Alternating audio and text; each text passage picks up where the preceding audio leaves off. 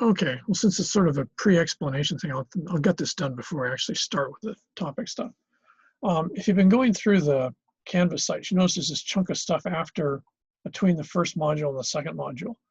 I probably should explain. I thought I was going to have some other way of setting this up, but it's turned out to be a lot more difficult than I thought, simply because all this stuff is online. A study that we were started about 6 or 7 years ago was looking specifically at problems students were having being successful at Chaminade. It was one of the psychologists and I were looking at it. And out of that study that we did, we realized that one of the major issues was that people had really good memory skills, which is partially a result of the modern American education system. One of the aspects of No Child Left Behind is everything has standardized testing. But one of the downsides was that there was a pretty spectacular decrease in what are usually called critical thinking or critical learning skills.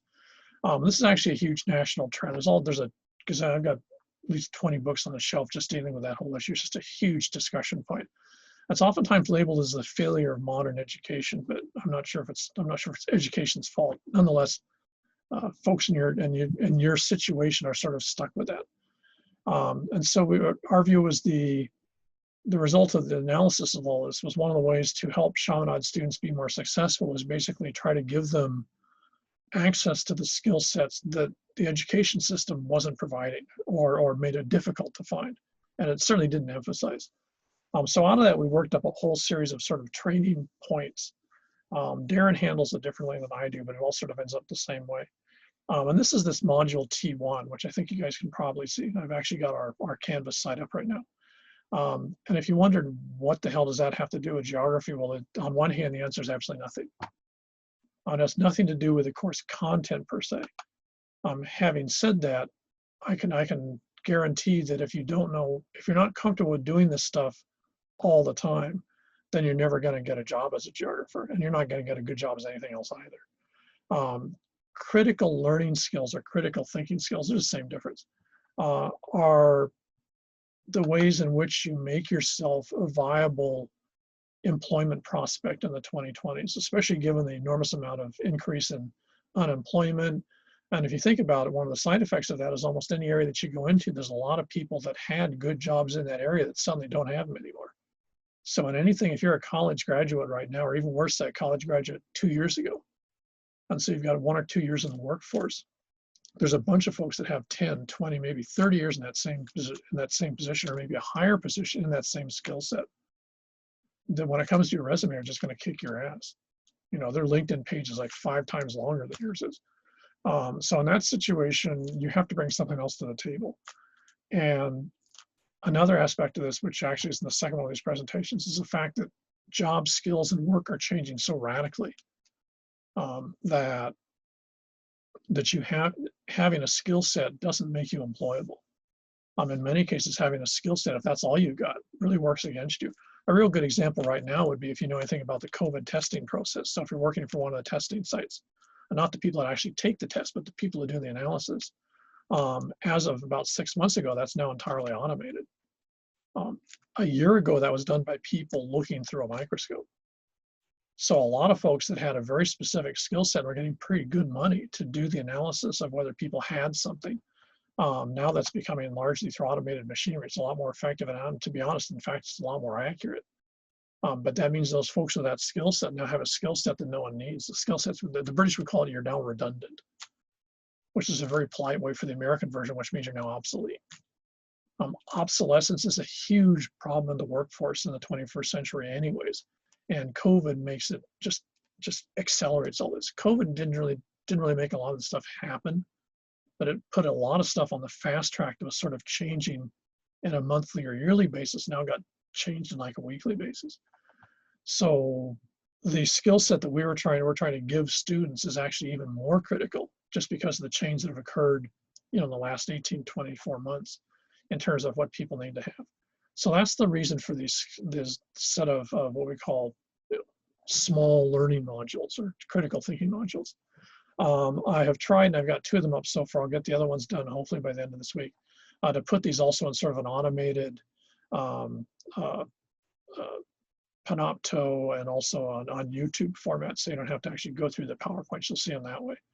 But I would recommend that you watch them as soon as possible. Again, you're not going to be tested on them, so they're not part of your critical thinking exercises or the course material related to geography. They're a set of training that we have set up that should help you to use your thinking skills more effectively. If it sounds real complicated, then if you start getting into it, I think it'll make a little more sense. So think of these as something we're gifting you guys because we know that you need it because statistically we can prove it. In that regard, that's, since I suspect people probably wondering what this huge amount of stuff was, especially as new stuff was popping up in it. So it's not part of your course content that you get graded on. But it is something that I can guarantee will be useful for you to have. The first couple are just sort of explaining what it's about. And then in the later parts, we start to get into actual training. In other words, how you learn how to turn critical thinking into a habit versus something that you have to actually do. And some of you already do this, so you'll find some sort of redundant. Other folks, it'll be sort of like, oh, it's hard to do. It's hard to do if it's not a habit. And we'll try to show you how to make it a habit. So anyways, that's sort of a long-winded explanation on something that should be pretty short. Stop there, and let's go to this. Okay, last time when I was talking about this whole issue we were talking about theory, but also this idea of space and region and place. There's a couple of terms, one of which I should probably clarify because it actually came up when I was talking to one of our architects yesterday. And this is the word vernacular. This is used a lot in some disciplines. In other disciplines, you won't see it at all. In architecture, it's used all the time. In other areas like marketing or sometimes you'll see it a fair amount. In geography, you see it a lot. Vernacular is interesting because it's like probably every term in geography, it's hard to define it. Vernacular is oftentimes used when you're contrasting to something that's actually specialized or done by a specialist. So if you're leaving campus and you're going across the street and you're going to stop at the St. Louis Drive-In over there, okay, that particular building is called vernacular architecture. Now that's actually different than, say, McDonald's. McDonald's down the street would not be vernacular architecture. What's the difference between those two structures? They're both single story and they both serve food.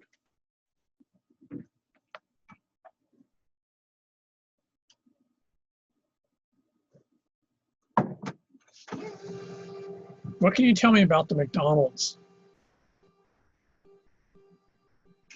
It has nothing to do with the food. They're both food service or food delivery places.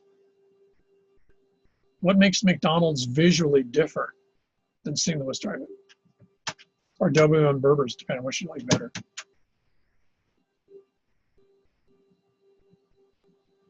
I'll give you a hint. Both the WM building and the St. Louis Drive-In, I think they actually own the building, would be considered vernacular architecture. Why wouldn't McDonald's be considered vernacular architecture? Because it's not from here. Okay, it's not from here, and McDonald's actually has a group of architects, and if you buy a franchise for McDonald's, you're actually told what to build. You buy a franchise for McDonald's, and it actually includes in the contract, you will build it to look like this. So I'll actually give you the architectural renderings. In many cases, according to a guy I know back, I think it's Washington State or Idaho, he actually said that when he applied for a license, they actually told him which firm was going to build it.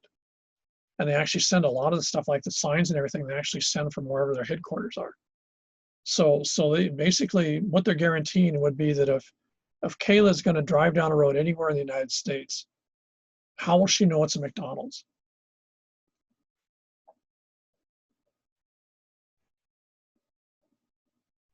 The color. Yeah, it'll look like it. Yeah. The color, the arches, everything, they're all intended to look exactly the same because they figure if she's driving, well, soon she's sort of zooming down the street at 50 miles an hour, something like that. If she's screaming down the road and she started thinking she might be getting hungry, she wants her to see that logo and immediately think food. They don't want her to actually think about it in a complicated way. Now, if you're St. Louis Drive-In, what's the problem you have if you decide you're going to set up a second St. Louis Drive-In in Las Vegas?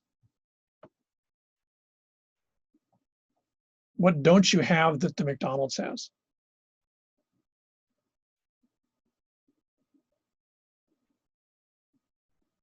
You got no branding. There's no logo. You know, if you're driving down the street in Las Vegas, unless you see a big sign that says St. Louis Drive-In, then you probably wouldn't know what it means. It doesn't mean anything to you. It's just a drive-in. So you think of this as branding, and actually, the food services, especially food delivery things like fast food, were some of the very first to get really heavy into branding. And this is why Jack in the Box, Burger King, McDonald's, KFC, all these places have a very standardized look to them because they want you to automatically react to the brand. They don't want you to actually have to think about what's on the menu. So when you look at these type of things, these are all what we call architect designed. So as a home estimate people, they got paid a lot of money to do the graphics design, to figure out what the buildings look like, and they're all standardized. This is why in the last, I think, 5 or 6 years, slowly all the McDonald's here on the island are being remodeled because McDonald's came up with a new set of rules for what McDonald's have to look like inside. I think Taco Bell's doing the same thing because I noticed the one down in Guacamole just got completely blown. They literally ripped it down to the foundation and completely built a brand new one, which as far as I can tell, looks just like the old one. And I'm sure it's not inside. But again, it was because Taco Bell's told the people that have the franchises, this is what Taco Bell's going to look like, and this is what you're going to build. If you want to keep the franchise and sell our products, you've got to make it look just like every other Taco Bell. So you could drive by one in LA, you could drive by one in, I don't know, Alabama somewhere, and all look exactly the same. And that's what they want. They want that commonality because, among other things, it tells Kayla if she goes into any McDonald's and she orders a burger, it should taste like any other McDonald's burger anywhere else. And that's why it's a comfort food. It's predictable. And so they use the look as a reinforcement of the predictability. If they all have the same logos, if they all look the same on the outside, if they all look the same on the inside, then it helps you feel comfortable that the food that you get is going to be the same when it gets inside you. So all of this is part of this idea of vernacular, is not a part of that. Vernacular is when you don't have that. So to a certain extent, City Mill would be architect designed and with a very particular look. WM Burgers next to it, I can't remember whatever the name of the little building is, Kitty Corner to us, where they have, I don't remember what they have there. There's a flower shop and some other stuff there in the corner, or across the street from them was St. Louis Drive-In. Those are what we call vernacular.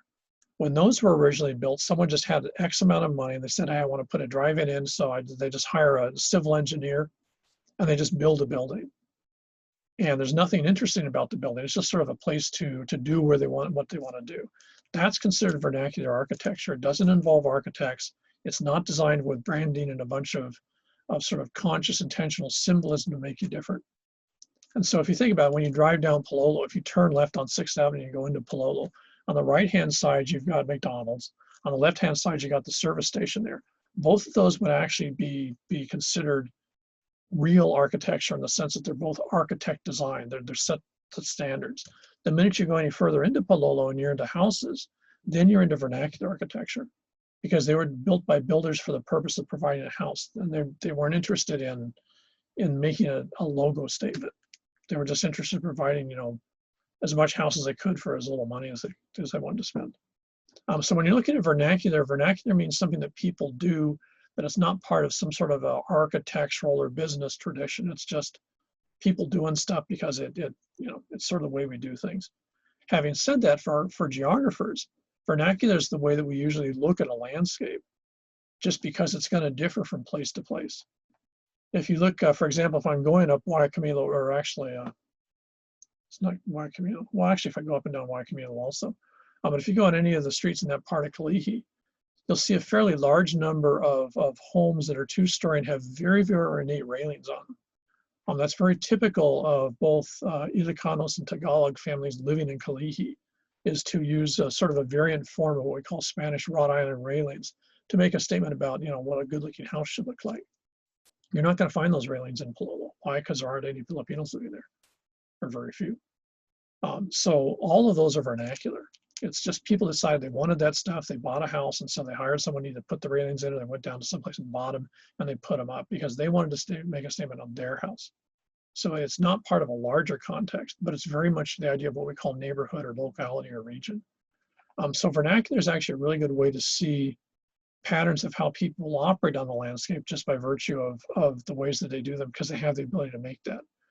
The other type of architecture would be either what you call architect designed, or some sort of specialized form, and those don't tend to be very regional. So since geographers are usually interested in how things work out on the landscape, a lot of what we look at is vernacular architecture.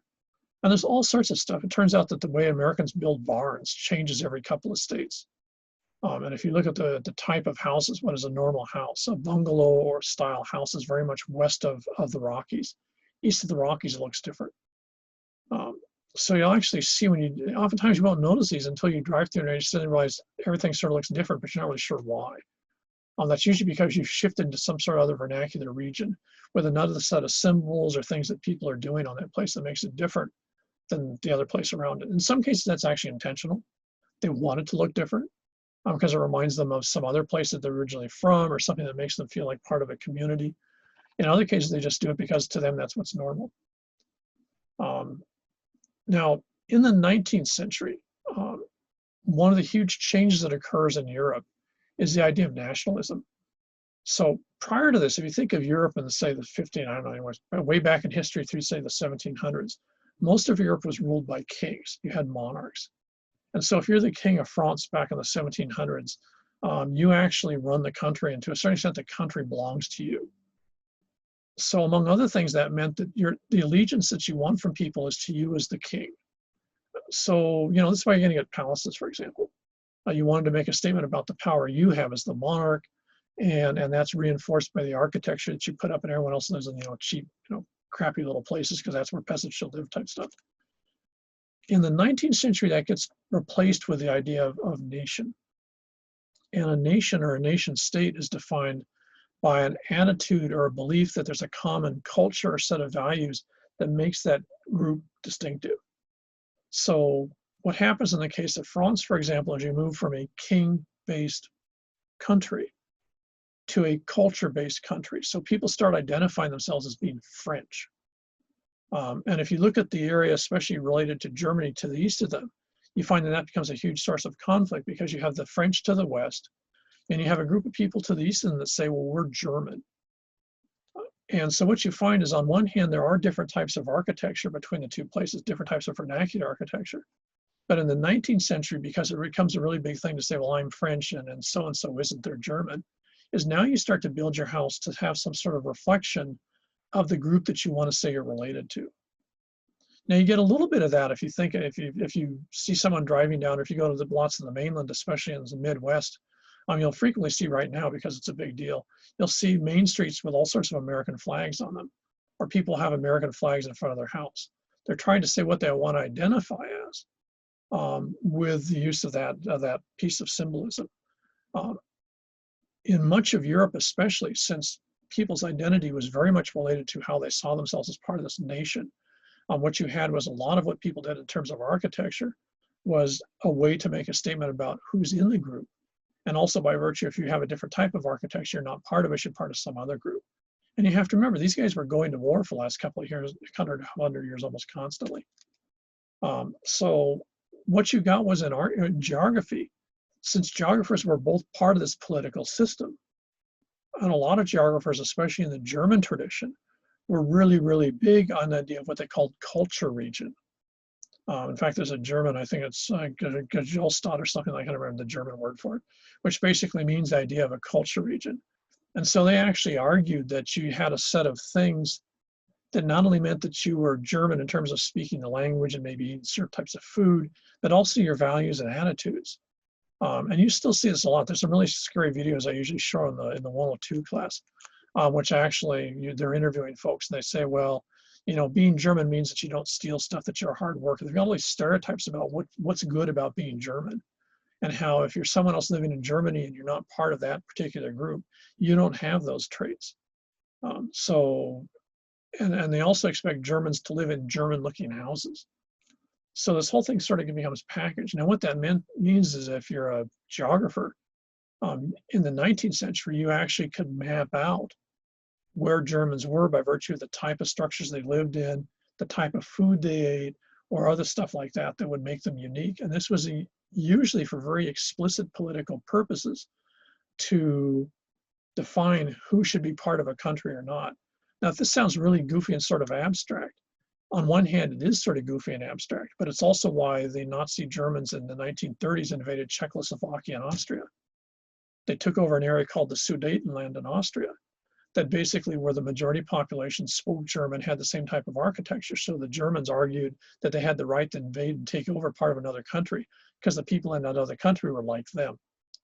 And they used this whole idea of culture, region, and traits generated by German geographers as the argument to declare war. So one of the weird aspects of geography that you see all the time is a lot of geography that seems really sort of mundane, and oftentimes it totally is, ends up being really, really surreal when you see how people use it politically. The American program right now to put fences between the United States and Mexico is a good case in point of taking the idea of the map boundaries that we were talking about earlier and actually putting those on the landscape physically with a barrier to basically say the folks on one side are one type of person, the folks on the other side are another type of person. And in this rhetoric, very frequently they talk about things like culture region, that if you live in Mexico, you're a different type of person than the person living 20 miles across the border in, say, Texas or New Mexico or Arizona, something like that. So this idea of culture region is a huge part of the arguments that groups, governments, etc., use for their either way to include other groups or to intentionally exclude other groups.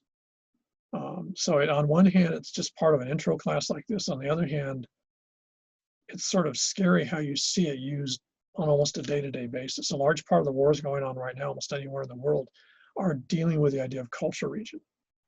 Either you want a group out because they're not part of you, or you're forcibly trying to pull a group in because as far as you're concerned, they should be part of you. So it's one of the weird aspects of geography. It's on one hand, a boring subject in many cases. On the other hand, it's boring until someone starts doing a lock and load on it. At which point, also, especially if you're in, it gets a lot more interesting really fast.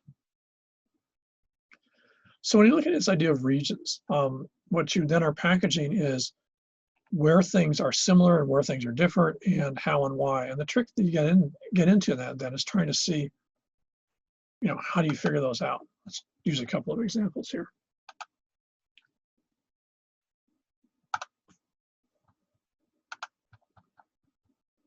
Okay, this actually is pertinent, especially in our case, because this actually fits into the project we started this year. We're not doing it in this class, but in two of the other classes, what we're looking at is we're trying to define what makes Pololo, and what makes it different than the areas around it. And one of the ways that you do that, and one of the ways that we're going to be doing it, is actually looking at, for example, the built environment. So, for example, how do houses in Pololo look? How are houses in Pololo different than the houses in Kaimoki? Or are they? People are very clear if they live in Pololo that they're not living in Kaimoki. Folks in Kaimoki are very clear they don't live in Pololo. But if you actually were to blindfold someone and take them in a car and drive and stop on a corner and they weren't sure where they were, would they actually know what neighborhood they were in just by virtue of what they see around them? In some cases, the answer is totally no. In other cases, the answer is pretty clearly, yeah, they would. So these would actually be a smaller version of what we call region or regionality. So what you have to do is when you're looking at this, you have to figure out why, if you look at Waila Avenue right here, why is someone living on this side of the street in Pololo?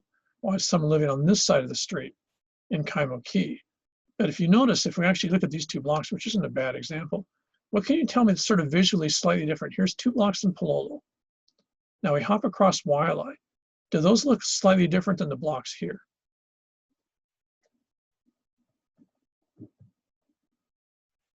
So here's Pololo side. Here's Kaimoki side.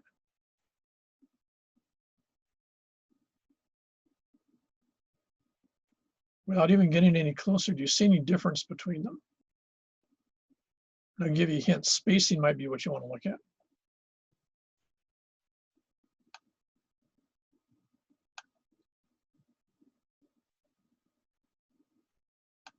So here's Pololo.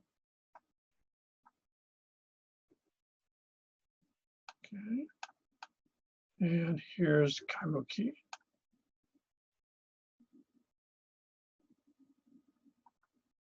Now it's not real obvious, but there's a fairly, well, it is sort of obvious distinction between these two. Why would the people on this block, if you suddenly blindfold them and plop them down here, say they're in another part of town?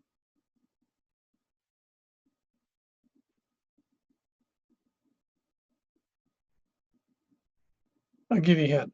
Well, say Anela lives over here. She lives in one of these places. What happens if she, sorry, I'm not sure you won't do this. What happens if you sneeze really loud in this house? You start yelling at your dog really loud. How many people are going to hear you? Not much. I don't know. How many houses are really close to you? 1, 2, 3, 4, 5, 6, 7, 8, 9. Now, if she's over here, we'll say in this house, and she yells, how many houses are really close to her?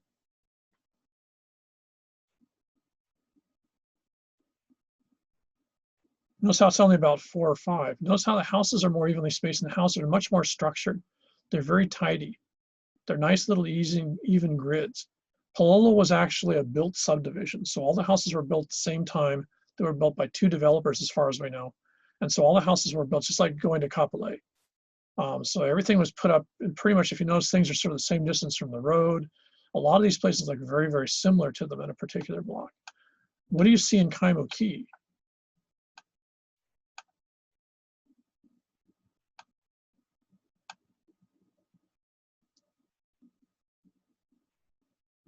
I do more so if I go on this side of the street. Does everything look the same?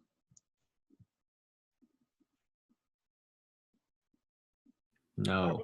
Yeah, look at all the different shapes and houses, the different size of houses, they're all jammed together, literally, so there's absolutely no space. When I used to live in Mo'ili, it was so bad that you sort of felt like if you sneezed, and if your neighbor sneezed next door, you could literally reach through the window and give them a, Kleenex or something like that. You could touch the neighbor's house. In the old parts of Mo'ili, you're actually that close. It's only about 2 or 3 feet apart. And a lot of these places are sort of the same way. And these folks are literally, think of this house right here and this house next to them.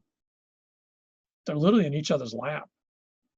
Same with these places. Bing, bing, bing, bing, bing. And then these places with this place. They're all literally right on top of each other. In Palolo, it's much more structured. In fact, in some ways, almost eerie, the way that's all sort of very much like an American typical subdivision. There's a little more space. Everything's very even. Now, one of the side effects of this is the folks that live in Palolo, the property prices tend to be pretty much the same. Why? If you're looking at them in 2020. If you're looking at house prices on this block, you're going to find the house prices, with the exception up here, all these house prices are pretty close to each other in price. Why would that be?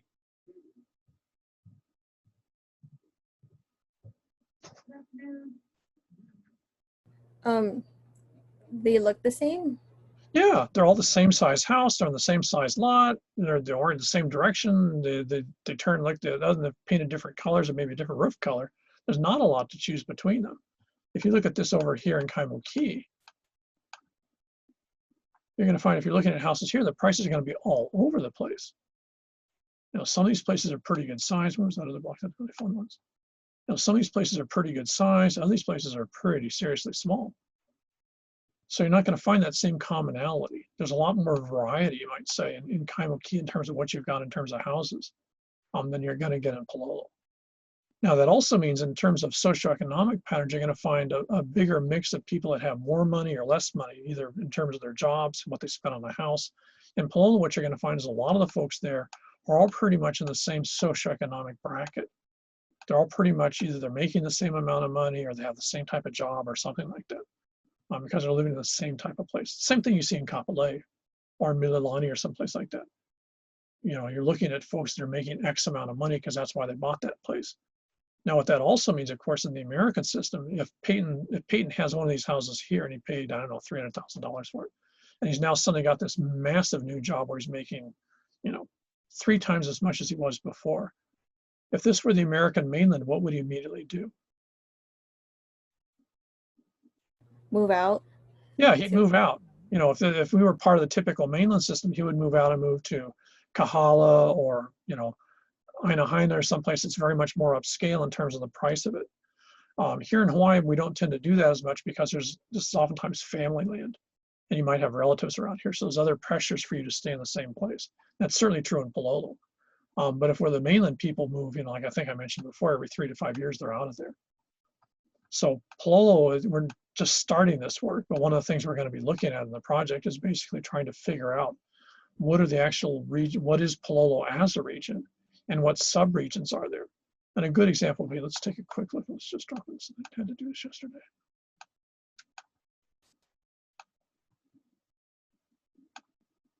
Okay.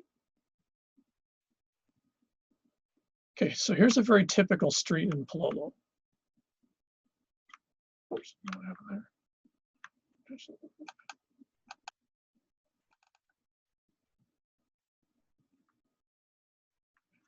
Now this is the typical sort of front or you know, near to Weil Avenue part of Palolo. And here you can sort of see, here's part of the neighborhood. In fact, let's go across the street here. Here's one of those neighborhood house blocks where everything was put up at the same point in time. This type of house construction is from 1946 to 1955. Still got the original windows. You know, all these houses are originally put up in the same time, and they're about the same size. So that's that same thing we saw from the air above, with sort of a lot of houses that look almost cookie cutter like each other. Now, one of the interesting aspects of this, however, is we're already starting to realize that in Palolo, you actually have another type of neighborhood. Let me swing this around so at the same time that this part of Palolo was built, they put this section in. This part of Palolo was again a subdivision. So notice again how the houses are a lot of them are almost exactly the same. But it was actually sold very specifically to Japanese Americans who'd fought in World War II. So it was largely purchased by Japanese American veterans after World War II. They came in and they wanted to be with people who'd been through the same life experiences they had, I suspect. So the end result is they all bonded to this. So they call this the Carlos Long subdivision. This is actually a little region in Palolo. It's very different. Now remember the look we had before. Let's look at this one.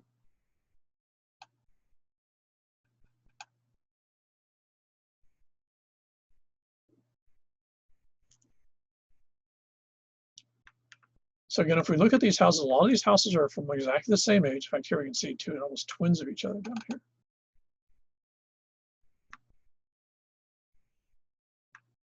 So again, there's that commonality.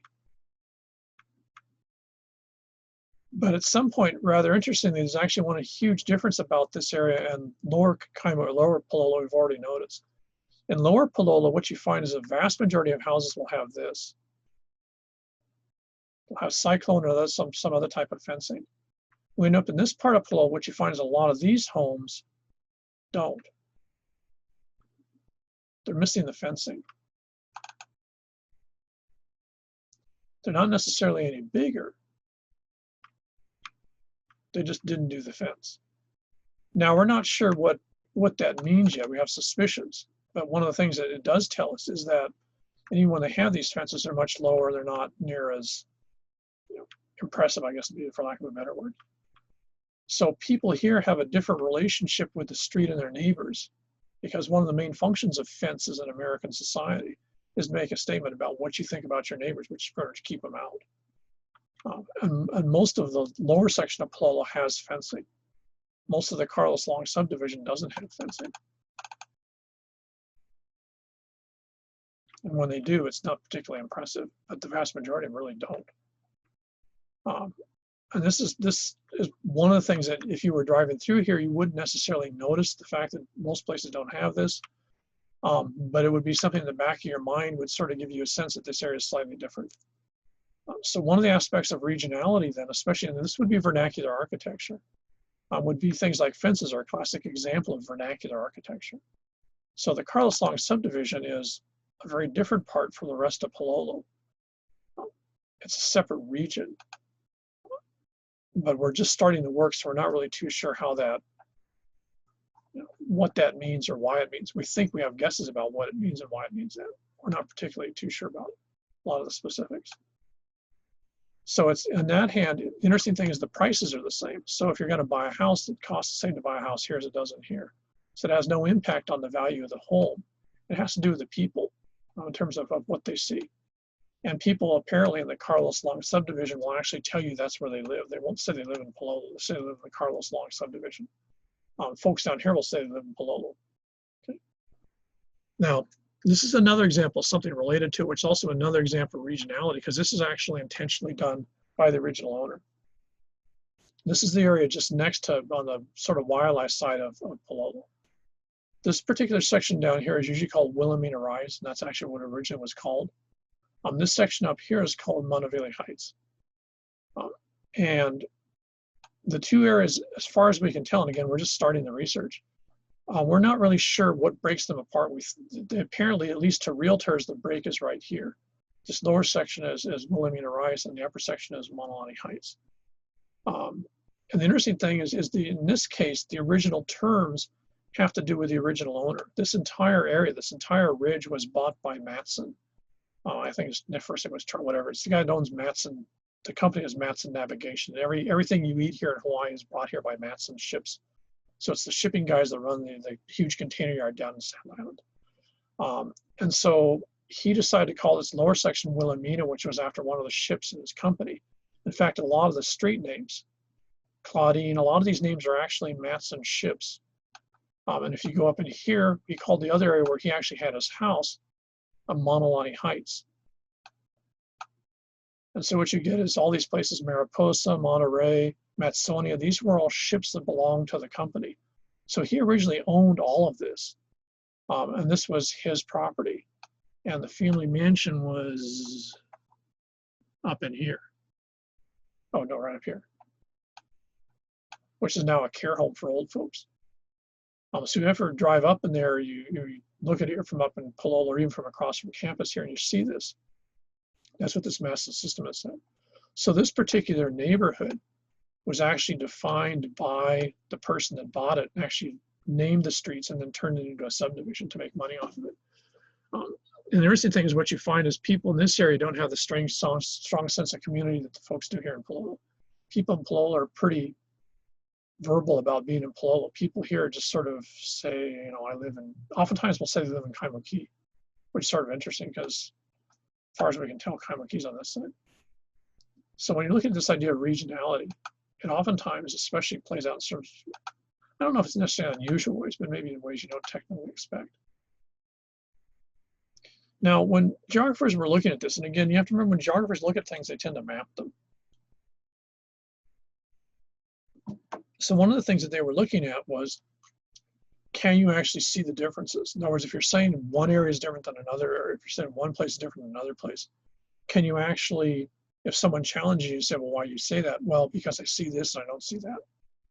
Again, remember the fences I was talking about. But there's, of course, another type of regionality, and that would be perceptual regionality.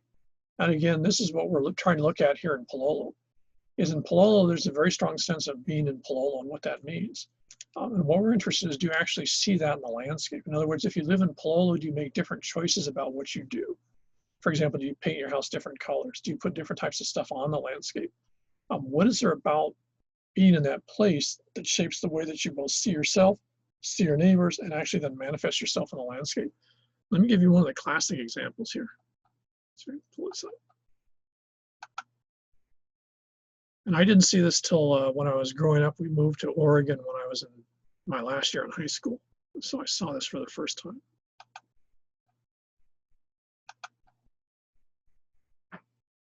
And I could not figure out what the hell was going on. Largely because in high school and through university, I worked for Kmart, which was a large store, so like pre-Walmart, Walmart. And one of the things we sold tons of, and I know because I was the head of the garden shop, was these things. What are these things?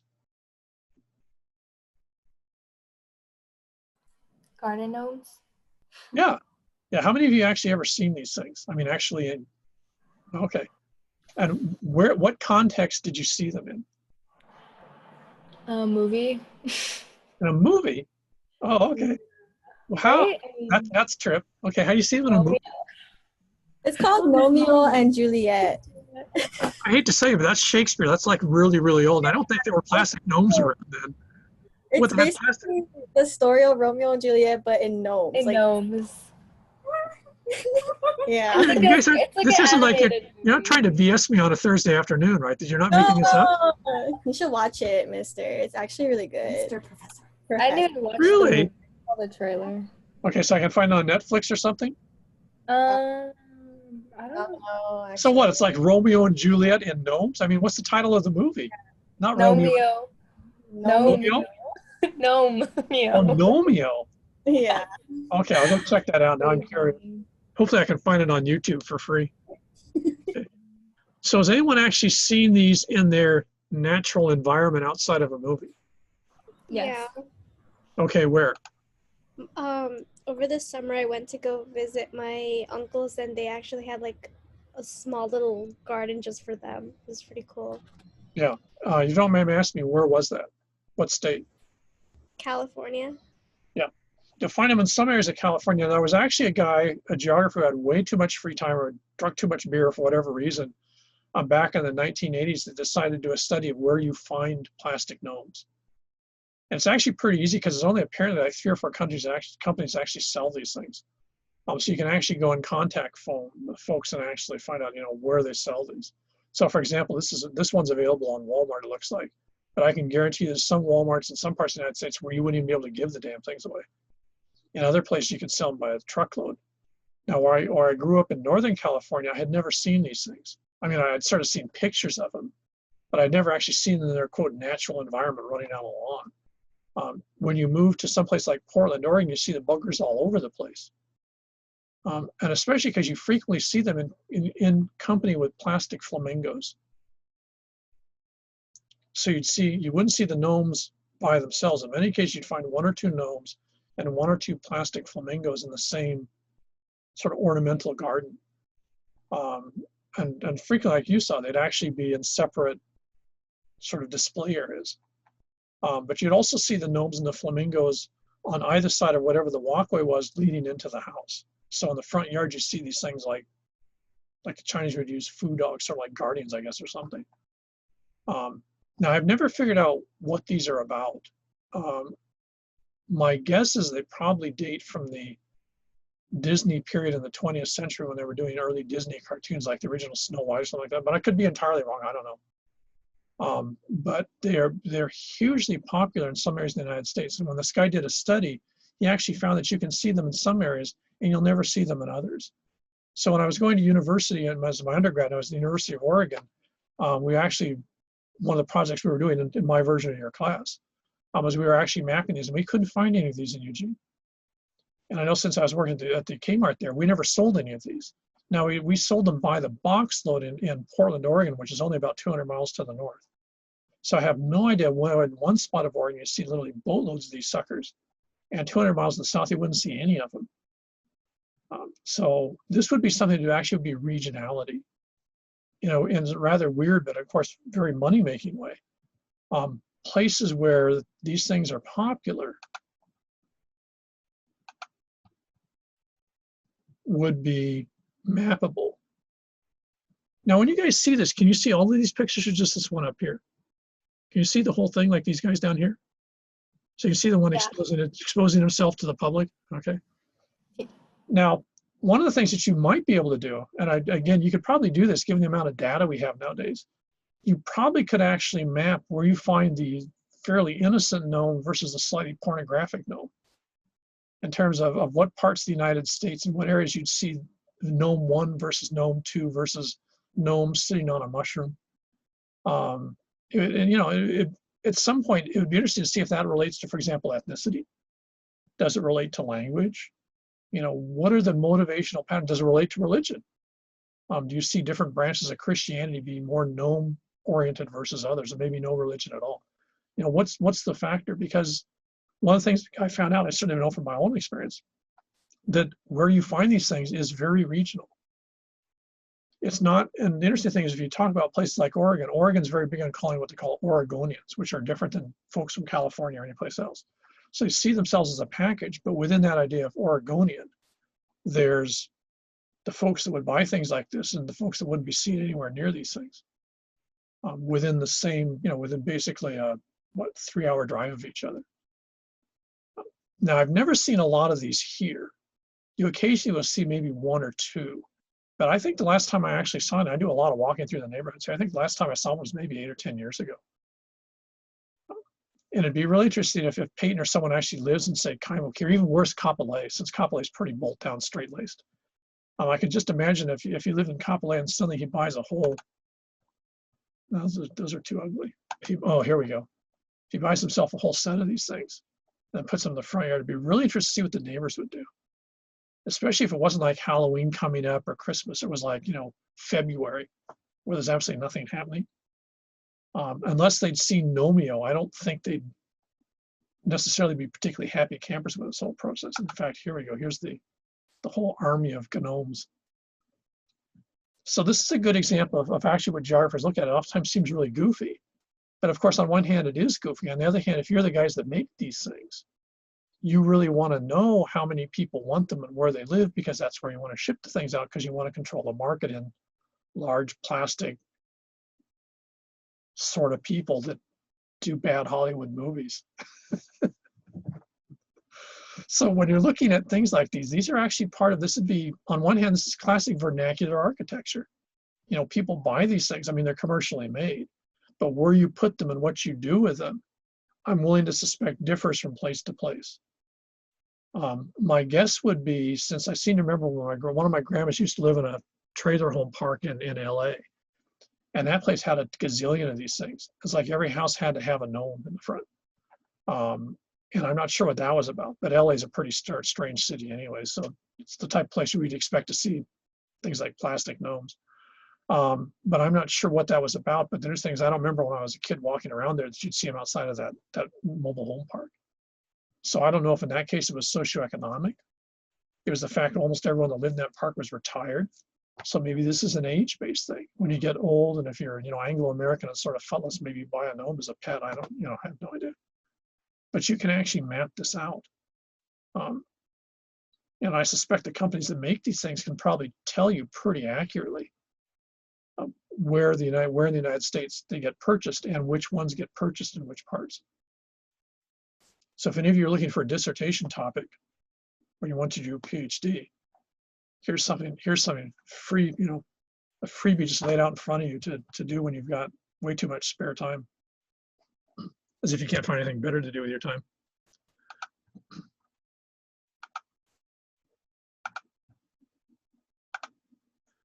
Okay, so looking at regions, the gnomes is probably the easiest way to remember that, because you can actually map this as a functional thing. You can actually measure, you can actually see the damn things. You can actually ask the stores, how many do you sell? The manufacturers can probably tell you how many they sell, because of course they have to keep track of where they send them to.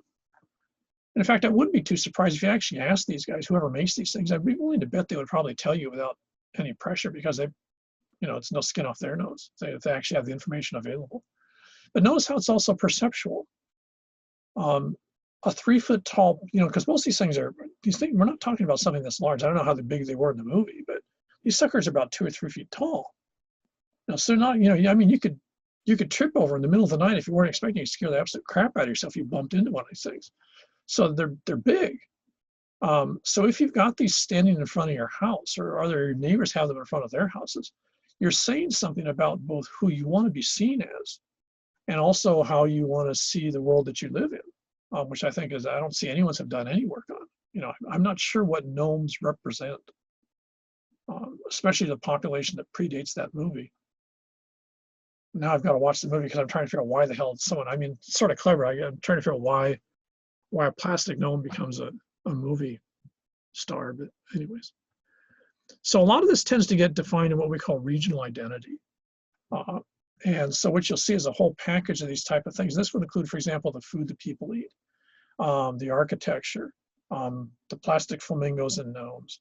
All of this type of stuff tends to make one area different than another area. Now, when I was at our sister school, because we go and we visit every once in a while, which is in Dayton, Ohio, They were very adamant that being in Ohio is vastly different than being in Missouri, which isn't that far away. And they were adamant that you could literally drive down the street in Missouri and realize that you weren't anywhere near Ohio and vice versa. They had a very clear sense of regional identity, and the two are not the same thing. If you go to Texas, where other sister school is in St. Mary's and San Antonio, they're absolutely adamant down there that folks who live in San Antonio are different from anyone that lives about 40 miles outside of town. So their regional identity pretty much stops with an area just slightly larger than what the city of San Antonio would be. So their regional identity is very different in size than it is in Ohio, where it tends to be pretty much a state, or maybe the Midwest. And they see that in contrast to Missouri and places like that, which I guess they'd see in sort of like the northern part of the southern states. So regional identity varies, and this is one of the big things that geographers get involved in, because what you find, among other things, is the type of fast food that people eat is very much defined by the regionality. The type of stuff that you guys would eat if you went back east, or for example, the Midwest, is radically different than what you'd eat here, or even more so, we'll say the mainland United States, and it's easier to map that stuff. We're completely off the charts here. One of the big things back east, I don't know if there's anyone from that area, I think it's called Castle's or something like that. It's a hamburger chain. No one knows. Anyways, something like that. So it's a huge hamburger chain. It's apparently highly competitive with McDonald's and all that stuff. But the way they make the burgers and how they present the burgers is different. So what they put on them is different. So they have a whole different taste to them, which is very much part of I'd say east of maybe Ohio, a food taste system that people engage in. And if you actually look at fast food chains, you'll find that the vast majority are very regional. Fast food chains exist in one part of the United States and they don't exist in other areas. And this has sort of become an issue because if you look in the last, couple of months, there's been a number of food chains that have gone under. But in a lot of those cases, if like me, you were originally born on the West Coast, you never heard of those food chains anyways, because they were never in that part of the United States. And what that in many cases means is that menu was never in that part of the United States. So what people eat and what they see as food and what they see as fast food is very, very regional. Again, you can map that out. You'd have a really hard time probably putting Taco Bells in Massachusetts, because that's not a population which historically has a lot of interest in, sort of Tex-Mex, north of the border food like that. They have entirely different regional cuisines, which we're not at all familiar with, especially giant things that look sort of like giant hot dogs with huge amounts of stuff on the top of them. So they have a whole cuisine, which we just sort of look at like it. And likewise, a lot of stuff here. L&L drive-ins would never do well in Boston. The vast majority of what they serve on their menus would not be compelling to a Boston group of, say, college students, versus what they would see as Boston food, which you generally can't find here. Now, you frequently get this. You don't see this too much with Chaminade students because we're too diverse. But if you go to UH, for example, or even more HPU, which has a large number of students from certain parts of the mainland, you'll see people frequently have a craving for comfort food. And what they mean by comfort food is the regional food that they used to get when they were back home that they can't find somewhere else. And again, you can actually map that. Of course, if you're in the business world, that's a hugely important thing to have, is that idea of regional identity in terms of food serve or food consumption. Now let's take a look at a smaller level of this. So I'm switch this out here. Hopefully this will work. Oops, hang on a second.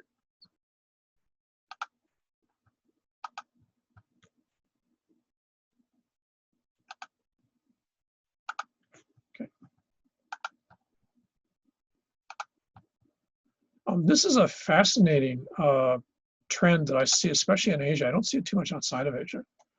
There's a number of folks in a lot of, oh, actually, no, I take that back. You also see it a lot in Europe, though by then it's done in many cases by travel agencies. There's a company called ProWalk that has a ton of videos on YouTube on this in different parts of Italy and such. But this trend, as far as I can tell, first started in Japan. It's been a huge YouTube phenomenon in Japan. And what it is people literally just with a GoPro camera and a stabilizer walking down streets. Now this is Inuyama Castle region, or at least that train station in one of the suburbs of Tokyo. Now from a geographer standpoint, this is fantastic because you actually get to see, this is all vernacular architecture in urban Japan as of 2 days ago.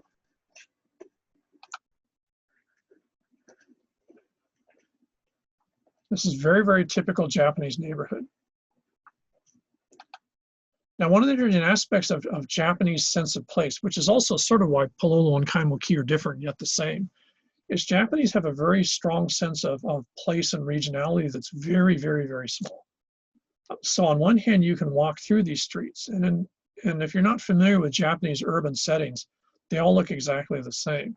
But if you get familiar with sort of the messaging of it, this is actually one neighborhood.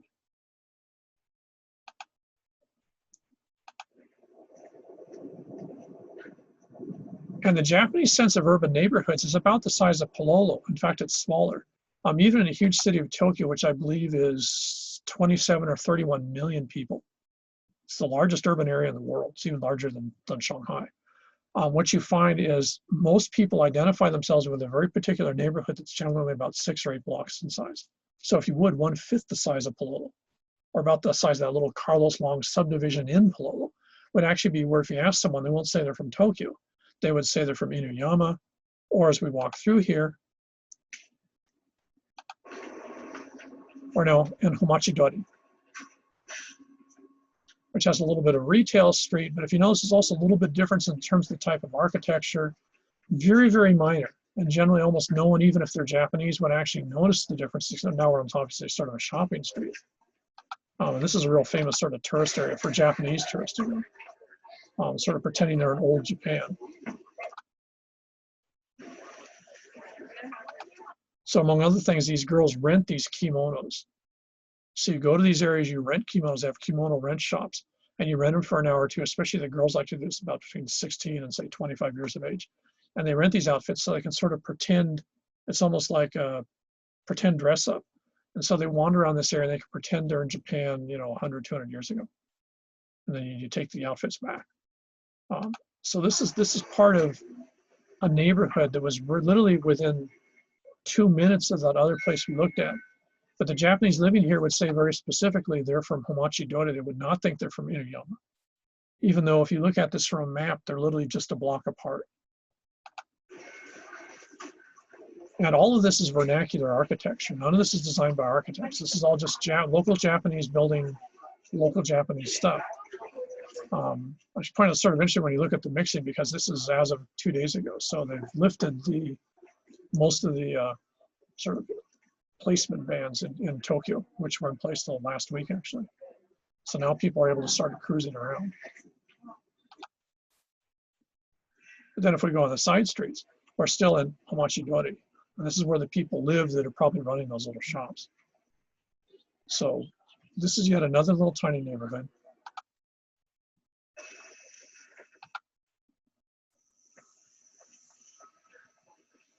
Trying to find one of the other neighborhoods here.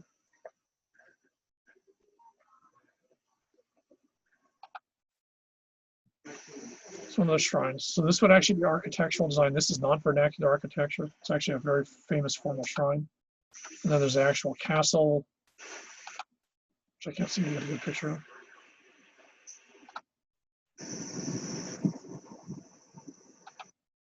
So in Japan, each of these little areas, this area would be a different town than this area would be a different town than this area would be a different town than this area.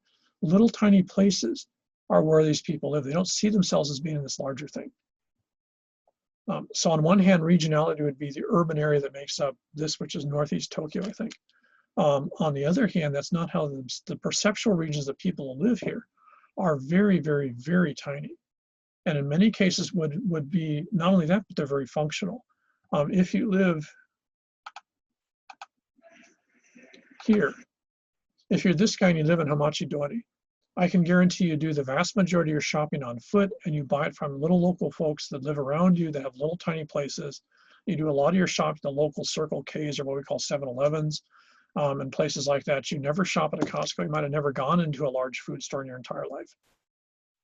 You'll go into grocery stores if there's one around, especially at Don Quixote's like we have here. But a huge amount of what these two people do is very much in this neighborhood. And they will pretty much do a huge amount of their shopping at Homachidori. So that means you can have little tiny shops doing little tiny goofy stuff by our standards. They're going to be able to survive because everyone that buys is the folks in the neighborhood, and they would only buy from them. So their entire pattern of not only retail, but identity, the things they do, and stuff like that are going to actually be based in this idea of a perceptual reality that's very, very, very small. It's a very small region compared to what we see. Now, we see more of that here in Hawaii than we do the mainland, because such a large part of the population here came originally from Asia. And so they too had that very small sense of place. So for example, if you're from Moili and Macaulay, that originally was where the Japanese moved into. If you're a little bit further to the left, that's where the Portuguese used to live, in Punchbowl area. The Chinese used to live in Kaimo Key. So what you had was a sort of different type of regionality that was very much based on this, which is why we still have those senses of place. Someone from Makiki is not the same as someone from Kaimo Key, and it's not the same as someone from Kapahulu. Though again, they're only separated by a street. It's our version of Japan, if you want to think of it that way. And this is also true of the Chinese. Their sense of identity is much smaller than the area they live in. And in many cases, it's almost impossible to define, except the interesting thing is you asked a bunch of people from here, they'd all agree on what the boundaries are. So they'd all agree where Hamachi Dori starts and where Hamachi Dori ends, and what it consists of. And in Japan, that actually defines where you go shopping, where you buy stuff, where you do stuff, the schools your kids go to. All of that will be defined in part by that. So a large part of Japanese will be born, raised, and lived somewhere near the neighborhood they originally came from, which is an idea of, again, for many societies, regionality is a hugely important thing. It isn't just a marketing thing. It's a real sense of identity. And it really sort of defines how people see themselves in the world around them.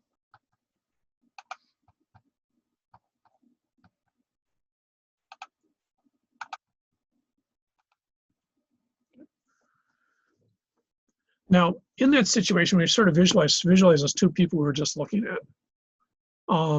If you're walking between there and the castle train station, Inuyama, the absolute distance would be maybe a half a kilometer. So it'd be literally the distance from here, walking down past the McDonald's, the little shopping mall across the street where Long's is. So it's a very short distance. What would be the relative distance, though? Because relative means perceptual.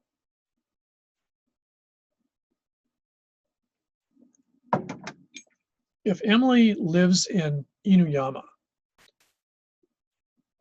does she see Hamachi Dori, which is right next door, as being a short distance? If she's typically Japanese. Where's she going to do all her shopping? In Inuyama. She probably went to school in the local school that's somewhere related to that. So most of the kids in school she went to are in the same school. Japanese very rarely transfer schools. So she went through the entire school system, at least through probably high school, with folks from the same area around her. So in that, even though it's it's only say half a kilometer away, it's maybe a third of a mile away. How much is the relative distance between where she lives in Inuyama and Hamachi Dori next door?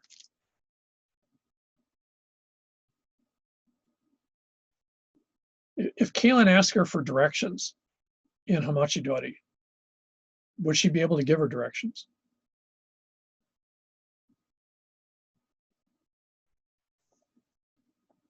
Maybe, but maybe not. You know, she doesn't pay a lot of attention to that place because that's not part of her place. Her place is Inuyama. Now, you know, if Kaylin literally is walking through, she literally can talk to her 1 second. In less than 5 minutes, she's going to be in this other area, and she's probably trying to figure out what's Emily's problem. She doesn't even know where she lives. You know, it's only 2 blocks away, for Christ's sakes. I mean, what the hell? Okay, but the reality is to her, to Emily, that's a different place. And since it's not part of a regular world, why would she remember what's there? Why would she remember where things were? It's not relevant to her. So when you're looking at absolute distance and relative distance, they're really, really different concepts. And especially now with Google Earth and all the other ways, it's very easy to access absolute distances really easily. But if you walk through areas like this, you know, in one of these, you know, walking video shows, and this is a guy called Rambalak, I think, that does these.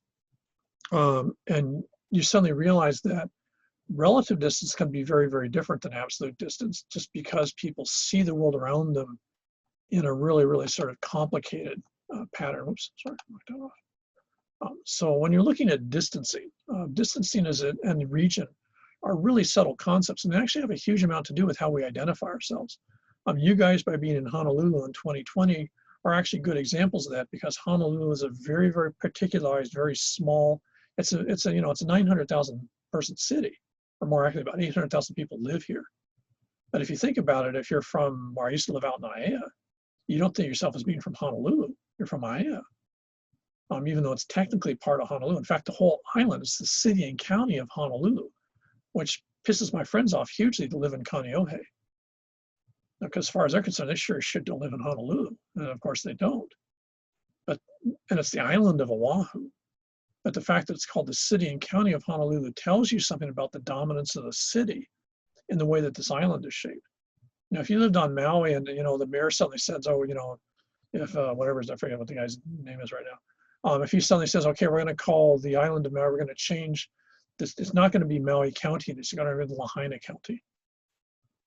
Everyone in Maui would be like all pissed off. They'd be like, dude, what's your problem? We don't live in Lahaina. So the fact that you've got these idea of regionality, that the city and county of Honolulu is, at least for governmental purposes, seen as a region. But the people on the island don't see themselves that way. And in fact, I'd say for most folks, even in Honolulu, they don't see themselves as living in Honolulu till they've got to fill out some online form because they're going to order something, and also it says it clicks on Honolulu. Because if you try to click in, Aiea or, Kaimuki or something like that, it's not going to show up on an online form once a town or city. So this idea of regionality and perception of regionality is a really big issue for a lot of folks in terms of how they see themselves and how they see their place in the world around them. And again, if you get a chance, watch one or two of these, walking through Tokyo or walking through one of the city ones. And again, the European ones are equally fascinating because they give you a sense of place in another location, and invariably they have no narration. They're just, whatever sounds are being picked up on the GoPro microphone. And it gives you a really sort of interesting way to look at another location in ways that you normally wouldn't experience. And it's like the ultimate example of what geographers do in some ways. You're just actually putting it on YouTube as a free stream.